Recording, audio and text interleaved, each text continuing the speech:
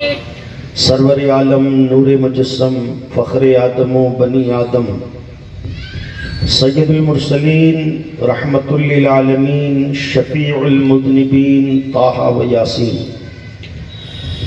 انیس بے کساں چارہ ساز درد منداں فخر رسولاں مالک ہفت آسماں نازش ہر دو جہاں سرکار این و آں بے کسوں کے کس بے بسوں کے بس پروردگار کے پیارے کشتی ملت کے کھیون ہارے نور کی آنکھوں کے تارے دائی حلیمہ کے راج دلارے سیدہ آمنہ کے ماں-پارے حضور احمد مجتبیٰ کملی والے مصطفیٰ محمد عربی ارواحنا فداہ صلی اللہ علیہ وآلہ وسلم کے حضور ناز میں اپنی عقیدتوں محبتوں اور ارادتوں کا خراج پیش کرنے کے بعد واجب الاحترام سادات کرام و حاضرین محفل السلام علیکم ورحمۃ اللہ وبرکاتہ۔ میں نے آپ حضرات کے سامنے قرآن کریم فرقان مجید سے جس آیت مبارکہ کو تلاوت کرنے کا شرف حاصل کیا ہے،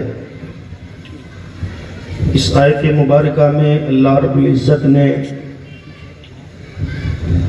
اپنی راہ میں شہید ہونے والے شہدائے کرام کو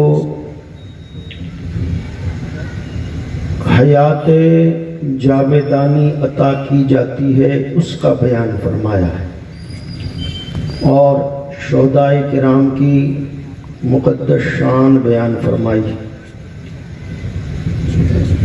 اس آیت مبارکہ کی روشنی میں آپ حضرات کے سامنے شہدائے کرام کی عظمت اور شان کے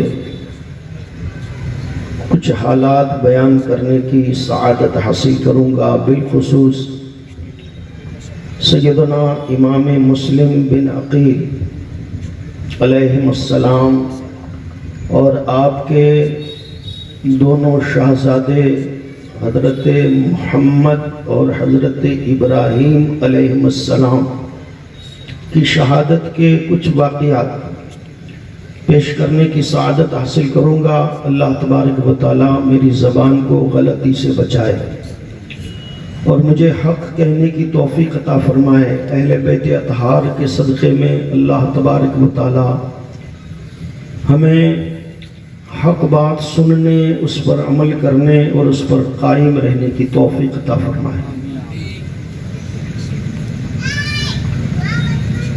شہید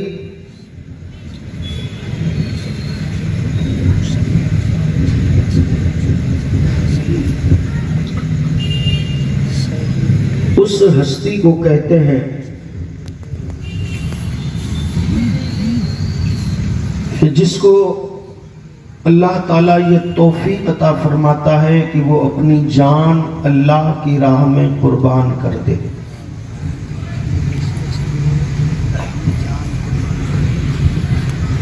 اور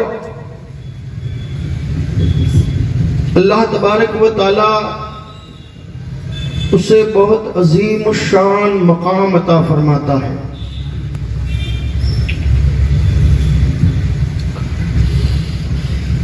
چونکہ شہادت ایک بہت بڑا درجہ ہے، بہت بڑا مقام ہے، اور یہ مقام بڑی تکلیفوں اور بڑی مصیبتوں کے بعد حاصل ہوتا ہے۔ اور اسلام کا یہ قانون ہے کہ جس عمل میں تکلیف زیادہ اس عمل میں ثواب بھی زیادہ، جس عمل کے کرنے میں مشکلیں زیادہ ہوتی ہیں اس عمل کے درجات بھی بہت بلند ہوتے ہیں، اور جتنے عمل ہیں اس سے بڑھ کر تکلیف شہادت کے موقع پر بندہ مومن کو پہنچتی ہے۔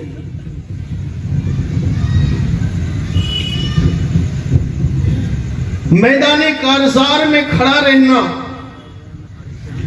تیروں کو اپنے سینے پر لینا، کہیں بازو کٹ رہے ہیں، کہیں آنکھیں پھوٹ رہی ہیں، کہیں سر زخمی ہوتا ہے، پورا جسم زخموں سے چھلنی ہو جاتا ہے اور خون کا آخری قطرہ انسان کا بہہ جاتا ہے، تو بے شمار تکلیفوں کا سامنا شہید کو ہوتا ہے۔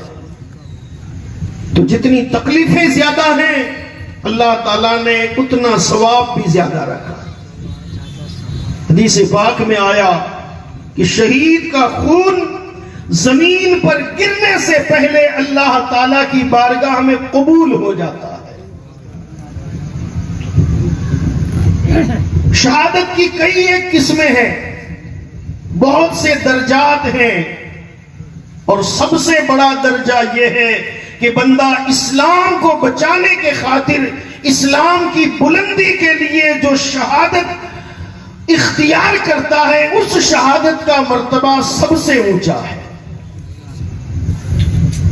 اور اللہ تبارک و تعالیٰ ان کی زندگی کا اعلان کرتا ہے، ان کی حیات کا اعلان کرتا ہے۔ رب العالمین ارشاد فرماتا ہے والذین ان الذین یقتلون فی سبیل اللہ، مفہوم یہ ہے کہ اے لوگوں جو میری راہ میں شہید ہو جاتے ہیں انہیں مردہ گمان بھی نہ کرو۔ گمان کرنے پر بھی پابندی ہے، گمان کرنا بھی گناہ۔ کوئی عمل ایسا نہیں ہے کہ جس میں آدمی سوچنے پر پابندی لگی ہو، کوئی عمل ایسا نہیں، سوچنے پر کوئی پابندی نہیں۔ انسان سوچے کہ صبح کو میں شراب پیوں گا، ابھی گناہ نہیں، ہاں پی لے گا تب وہ گنہگار ہوگا۔ انسان سوچے کہ میں یہ گناہ کروں گا، جب تک کہ وہ گناہ نہ کرے اس کو عذاب نہیں ہے، سوچنے پر کوئی پابندی نہیں۔ لیکن شہید کا مرتبہ اتنا اونچا ہے کہ اللہ نے سوچنے پر بھی پابندی لگائی، اللہ نے سوچنے سے بھی پابندی لگائی، اور ارشاد فرمایا کہ جو میری راہ میں قتل ہوتے ہیں انہیں مردہ کہنا تو دور کی بات ہے، سوچنا بھی نہیں۔ بل احیاء عند ربہم یرزقون، بلکہ وہ زندہ ہیں اور اللہ کی طرف سے انہیں رزق دیا جاتا ہے۔ قبر میں اللہ ان کو رزق دیتا ہے۔ یہی وجہ ہے کہ بہت سی جگہ پر شہداء کی قبریں کھل جاتی ہیں تو ان کا جسم تر و تازہ ہوتا ہے۔ تو دنیا میں شہداء کرام تو بہت ہوئے، بڑی بڑی شہادتیں دنیا میں پیش آئی، بڑے بڑے مارکے ہوئے، بڑے بڑے اللہ کے نیک بندوں نے اللہ کی راہ میں اپنی جان کو قربان کیا، لیکن کربلا کی شہادت جس طرح سے انوکھی نظر آتی ہے، کربلا کا ہر معاملہ تمام معاملات سے انوکھا نظر آتا ہے۔ اس لیے کہ حضور علیہ السلام کا پیارا نواسا ہے، رسول پاک صلی اللہ علیہ وسلم نے جس حسین کو اپنا بیٹا کہا، ارشاد فرمایا حسین منی و انا من حسین، حسین مجھ سے ہے اور میں حسین سے ہوں، میرا جسم حسین کا جسم ہے، حسین کا خون میرا خون ہے، حسین کی ذات میری ذات ہے۔ اور معاملہ کیا ہے؟ کوئی دنیا داری کا معاملہ نہیں ہے۔ امام علی مقام کے سامنے رسول اللہ کا پیارا دین ہے، رسول کائنات صلی اللہ تعالی علیہ وآلہ وسلم پر نازل ہونے والا اللہ کا کلام ہے۔ یزید کی اگر آپ بیعت کر لیتے تو آپ کی شان میں ذرہ برابر بھی فرق نہ آتا، ذرہ برابر بھی فرق نہیں آتا تھا۔ اسلام اجازت دیتا ہے کہ جب جان کا خطرہ ہو تو انسان کلمہ کفر بھی بول دے۔ کافر اگر کسی کو مجبور کرے کہ تو کفریہ کلمہ بول، اور نہیں بولے گا تو تجھے مار ڈالوں گا۔ تو اسلام نے ہمیں یہ چھوٹ دی ہے کہ تھوڑی دیر کے لیے ہم وہ جو کہتا ہے وہ کہہ لیں اور جان کو بچائیں۔ جان بچانا فرض ہے۔ امام حسین کے لیے جان بچانے کا راستہ موجود تھا۔ اگر آپ یزید کی بیعت کر لیتے تو آپ کی شان میں ذرہ برابر بھی فرق نہ آتا، لیکن جتنی بڑی ڈگری ہوتی ہے اتنا بڑا فرض بھی ہوتا ہے۔ نبی پاک صلی اللہ علیہ وسلم کے نواسے نے سوچا کہ میں نبی کا فرزند ہوں، اگر میں نے جان بچا دی تو پھر قیامت تک امت مصطفیٰ کا کیا ہوگا؟ مجھے تو دنیا کے سامنے اپنا کردار پیش کرنا ہے، مجھے تو دنیا کے سامنے اپنی زندگی کو آئیڈیل بنانا ہے کہ قیامت تک کے مسلمانوں پر اگر کوئی ظلم ہو تو کربلا کی داستان کو دیکھ کر اسے صبر حاصل ہو جائے۔ اور اس کے لیے امام حسین نے اپنا پیارا شہر مدینہ چھوڑ دیا۔ مدینہ چھوڑنا کوئی آسان کام نہیں تھا، ہمارے لیے بھی آسان نہیں ہوتا ہے۔ جو مدینہ جاتے ہیں ان سے پوچھو کہ جب مدینہ سے نکلنے کی باری ہوتی ہے تو کوئی مسلمان ایسا نہیں ہوتا ہے کہ جس کی آنکھ میں آنسو نہ آتے ہوں۔ وہ شہر ہی ایسا ہے جہاں کا ایک ایک لمحہ خدا کی رحمتوں سے بھرپور ہوتا ہے۔ تو عام مسلمان کے لیے بھی مدینہ چھوڑنا بڑے امتحان کا موقع ہوتا ہے، اور یہ تو نبی کا نواسا ہے جن کا بچپن مدینہ میں گزرا، جن کی جوانی مدینہ میں گزری، جن کا سب کچھ مدینہ میں تھا۔ لیکن حسین کو وطن سے زیادہ اسلام پیارا تھا، وطن سے زیادہ قرآن پیارا تھا۔ نانا جان کو الوداع کہہ دیا، پیاری ماں کو الوداع کہہ دیا، اے ماں، اے آقا، تمہارے دین کو بچانے کے لیے حسین مدینہ کو چھوڑ رہا ہے۔ اور پھر جب مکہ سے بھی بار بار کوفہ سے مطالبے ہونے لگے تو امام حسین علیہ السلام نے امام مسلم کو اپنا نائب بنایا، اس لیے کہ صحابہ کرام کا اصرار تھا کہ آپ کوفہ نہ جائیں۔ ایک طرف آپ کا فرض آپ کو بلا رہا تھا اور ایک طرف بڑے بڑے صحابہ کرام آپ کو روکنا چاہتے تھے۔ عبداللہ ابن عمر نے روکا، عبداللہ ابن عباس نے روکا، ابو واقد لیثی نے روکا، عبد الرحمن ابن ابو بکر نے روکا، حضرت ابو سعید خدری، یہ جلیل القدر صحابہ کرام تھے جو آپ کو ہاتھ جوڑ جوڑ کر کہتے تھے امام کوفہ نہ جائیں۔ تو امام حسین کے سامنے اب ایک ہی راستہ تھا کہ پہلے کسی کو بھیجا جائے، وہ وہاں جا کر خبر دے تو صحابہ کرام کی بھی تسلی ہو جائے اور جانے میں پھر کوئی مذائقہ نہ رہے۔ اور اپنا نائب بنانے کے لیے امام حسین کی جس پر نظر پڑتی ہے وہ امام مسلم بن عقیل علیہ السلام تھے۔ یہ بھی مولا علی کے بھائی کے بیٹے تھے، امام حسین کے چچا زاد بھائی تھے۔ حضرت مسلم مولا علی کرم اللہ تعالی وجہ الکریم کے بھائی کے بیٹے عقیل حضرت مولا علی کے بھائی تھے۔ امام حسین علیہ السلام نے اپنے چچا زاد بھائی حضرت مسلم بن عقیل سے فرمایا، بھائی تم جاؤ کوفہ میں، جاؤ وہاں کے حالات دیکھو اور تم وہاں سے مجھے خط لکھو، ماحول اچھا ہے تو میں آ جاؤں گا، ورنہ رکنے کے لیے مجھے ایک بہانہ مل جائے گا۔ امام مسلم تیار ہو جاتے، آقا حسین میں آپ کی نیابت کے لیے تیار ہوں۔ چلنے لگے تو دو چھوٹے چھوٹے ان کے بیٹے، ایک کا نام محمد تھا جن کی عمر 8 برس کی تھی، اور ایک کا نام ابراہیم تھا جن کی عمر 7 برس کی تھی، اپنے والد کے ساتھ ہو گئے۔ اس زمانے میں سفر بڑا مشکل ہوتا تھا، گھوڑوں پر سفر ہوتا تھا، کئی میل تک پانی نہیں ملتا تھا، کوئی سایہ نہیں ملتا تھا، لیکن دونوں شہزادے باپ کے اتنے پیارے تھے کہ باپ کے بغیر ایک لمحہ نہیں رہ سکتے تھے۔ امام عالی مقام نے فرمایا بھائی یہ تمہارے بغیر یہاں نہیں رہ سکیں گے، انہیں اپنے ساتھ لے چلو۔ امام مسلم نے دونوں شہزادوں کو ساتھ لے لیا اور منزلیں طے کرتے ہوئے جب آپ کوفہ پہنچے تو کوفہ کا سب سے بڑا جو سردار تھا جس کا نام مختار بن عبیدہ ثقفی تھا، اس کے یہاں اپنے قیام فرمایا۔ کوفے والوں کو پتا چلا کہ امام مسلم نے ہمارے حالات کا جائزہ لینے کے لیے، ہمارے حالات کو دیکھنے کے لیے اپنے چچا زاد بھائی امام مسلم علیہ السلام کو یہاں پر بھیجا ہے۔ تو لوگ آنے لگے مختار بن عبیدہ ثقفی کے گھر پر، اور پہلے دن 12,000 کوفیوں نے آپ کے ہاتھ پر امام حسین کی بیعت کی،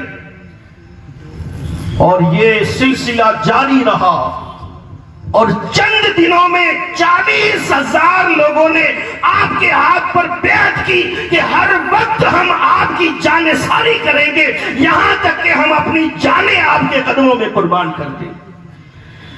امام مسلم نے دیکھا کہ یہ لوگ تو بڑے عاشقان اہل بیت ہیں، ان کے دلوں میں حق کی پاسداری کا جذبہ ہے، یزید کے خلاف، یزید کے گناہوں کے خلاف، یزید کے ظلم کے خلاف ان کے دلوں میں نفرت ہے، یہ ایک سچے قائد کو چاہتے ہیں، اور ان کے سینے تو اہل بیت کی محبت سے بھرے ہوئے ہیں۔ تو آپ نے ایک خط لکھ دیا امام حسین کے پاس کہ اے امام عالی مقام، یہاں کے لوگ بڑے محب اہل بیت ہے، آپ فوراً کوفہ میں آ جائیے تاکہ ان لوگوں کو ظالم کے ظلم سے بچایا جائے۔ ادھر امام مسلم نے خط لکھا، ادھر کوفہ کے جو گورنر تھے حضرت نعمان بن بشیر رضی اللہ تعالیٰ صحابی رسول تھے، انہوں نے جب دیکھا کہ کوفہ والے یزید کے خلاف ہیں، امام مسلم کے ہاتھ پر امام حسین کی بیعت کر رہے ہیں، تو انہوں نے لوگوں کو سمجھایا کہ اس سے یزید ناراض ہوگا، اس کے علاوہ آگے کوئی کارروائی نہیں۔ کوفہ میں یزید کے کچھ جاسوس بھی رہتے تھے، انہوں نے یزید کو خبر پہنچا دی کہ اے یزید، کوفہ میں تیرے خلاف ایک محاذ قائم ہو رہا ہے، 40,000 کوفیوں نے امام حسین کے نام کی بیعت امام مسلم کے ہاتھ پر کر لی ہے، اور پورا کوفہ امام مسلم کے ہاتھ پر قربان ہونے کے لیے تیار ہے۔ اگر تو چاہتا ہے کہ تیری سلطنت بچ جائے تو یہاں کا کوئی انتظام کر۔ یہاں کا جو گورنر ہے نعمان بن بشیر، یہ بڑا نرم ہے، ان کے خلاف کوئی کارروائی نہیں کرتا۔ یزید کو جب یہ رپورٹ پہنچی تو اس نے اپنے درباریوں سے مشورہ کیا، اس کے درباریوں میں کچھ یہودی بھی تھے، سرجون نام کا ایک یہودی تھا جو بظاہر مسلمان کا لبادہ اوڑے تھا، اس نے مشورہ دیا اے یزید، اس معاملے کو اگر تو درست کرنا چاہتا ہے تو کوفہ کے لیے کوئی سخت آدمی کو مقرر کر دے، یہ نرم آدمی کا کام نہیں ہے۔ کہا اس آدمی کون ہے؟ کہا تجھے کہیں اور جانے کی ضرورت نہیں ہے، ابن زیاد، عبید اللہ ابن زیاد، اس سے زیادہ سخت کوئی نہیں ہے، وہی کوفہ کے حالات کو درست کر سکتا ہے، اس کو تو نے بصرہ کا گورنر بنایا ہے، اس کے پاس فرمان بھیج دے اور اسے کوفہ کا بھی گورنر بنا دے۔ یزید نے خط لکھ دیا، خط کا مضمون کیا تھا؟ اے ابن زیاد، آج سے میں تجھے کوفہ کا گورنر بھی بناتا ہوں، تو بصرہ کا گورنر بھی ہے اور ساتھ میں کوفہ کا گورنر بھی بناتا ہوں۔ وہاں امام مسلم کی ہاتھ پر کوفہ والے بیعت کر رہے ہیں، میں تجھے مکمل اختیار دیتا ہوں، جو کرنا چاہے وہ کر، ان کی گردنیں اڑا دے، لیکن میرے خلاف جو محاذ ہو رہا ہے اس کو ختم کر دے۔ عبید اللہ ابن زیاد یہ خط پا کر اپنے چند لوگوں کو ساتھ لے کر کوفہ جانے کے لیے روانہ ہوا۔ اسے معلوم تھا کہ اس وقت کوفہ میں داخل ہونا آسان کام نہیں ہے، 40,000 لوگ امام حسین کے نام پر ٹٹ مرنے کے لیے تیار کھڑے ہیں، اور ایسے عالم میں کوفہ میں داخل ہونا کوئی آسان کام نہیں ہے۔ اس نے ایک چال چلی، وہ چال کیا تھی؟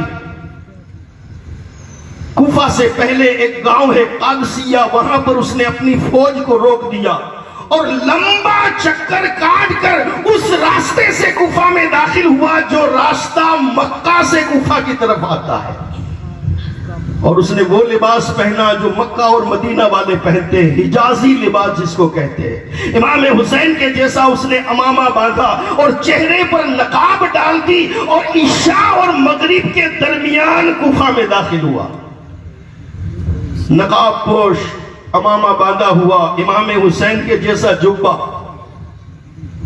ایسا حلیہ اس نے بنایا تھا، اور آیا بھی تھا ایسے راستے سے کہ جہاں سے مکہ اور مدینہ کے لوگ کوفہ میں آتے ہیں۔ کوفے والوں کو یقین ہو گیا کہ امام حسین تشریف لے آئے۔ ایک آدمی نے اعلان کر دیا، اے کوفہ والو، ہم جس کا انتظار کر رہے تھے، نبی کا شہزادہ سیدنا امام علی مقام علیہ السلام کوفہ میں تشریف لا چکے۔ وہ ایسے جوشیلے لوگ تھے، تھوڑی دیر میں ان کو جوش بھی آ جاتا تھا اور تھوڑی دیر میں جوش ٹھنڈا بھی ہو جاتا تھا۔ جوش میں آ گئے اور سارا کوفہ باہر نکل گیا، اور ابن زیاد کو امام حسین کے نعرے لگا کر وہ کوفہ میں لے آئے۔ ابن زیاد نے منہ چھپایا ہوا تھا، اندازہ کر رہا تھا کہ ان لوگوں کے دل میں حسین کی کیسی محبت ہے۔ سارے لوگ یہ سمجھ رہے تھے کہ امام حسین تشریف لے آئے، اور اس کو نعرے لگاتے ہوئے یا حسین کے نعرے لگاتے ہوئے کوفہ میں لے آئے۔ لیکن ابن زیاد امام مسلم کے پاس جانے کے بجائے جب گورنمنٹ ہاؤس کے اندر جانے لگا، تب کوفہ والوں کو پتا چلا کہ یہ تو ابن زیاد ہے، اور وہ کوفہ کے گورنمنٹ ہاؤس میں داخل ہو گیا۔ سارے لوگ اپنے اپنے گھر کو چلے گئے، افسوس کرنے لگے کہ ہم ابن زیاد کو امام حسین سمجھ کر کوفہ میں لے آئے۔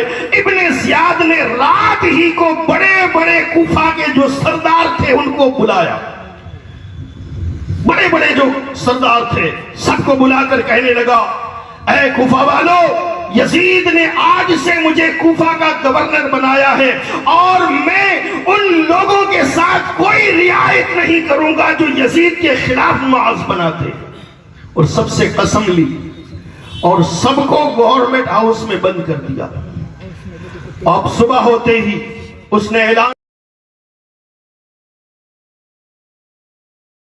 کیا کہ امام مسلم کی تلاش کی جائے، لیکن امام مسلم کا اسے کوئی سراغ نہیں ملا۔ امام مسلم علیہ السلام اس وقت ہانی بن عروہ نام کے ایک سردار کے مکان پر جلوہ افروز تھے۔ اس نے اپنی چال کے ذریعے، جاسوسوں کے ذریعے امام مسلم کا پتہ چلایا کہ امام مسلم علیہ السلام ہانی بن عروہ کے مکان پر موجود ہے۔ اس نے ہانی بن عروہ کو اپنے دربار میں بلایا اور بلا کر کہنے لگا کہ اے ہانی، میں نے سنا ہے کہ تم نے یزید کے خلاف محاذ بنانے والے امام مسلم کو اپنے گھر میں پناہ دی ہے۔ ہانی بن عروہ نے کہا کہ میرے پاس امام مسلم نہیں ہے، لیکن اس کے جو جاسوس تھے، جاسوسی کر رہے تھے، اس کو سامنے اس نے کھڑا کر دیا۔ اب امام حضرت ہانی کو کہنا پڑا کہ ہاں امام مسلم میرے گھر پر ہے، اب مجھے تو اجازت دے کہ میں اسے اپنے گھر سے نکال دوں۔ لیکن ابن زیاد کہنے لگا کہ اب تم یہاں سے نہیں جا سکتے، اور انہیں سخت مارا، زخمی کر دیا۔ ان کے قتل کی، ان کی شہید ہونے کی افواہ پورے کوفہ میں پھیل گئی کہ ہانی بن عروہ کو ابن زیاد نے شہید کر دیا۔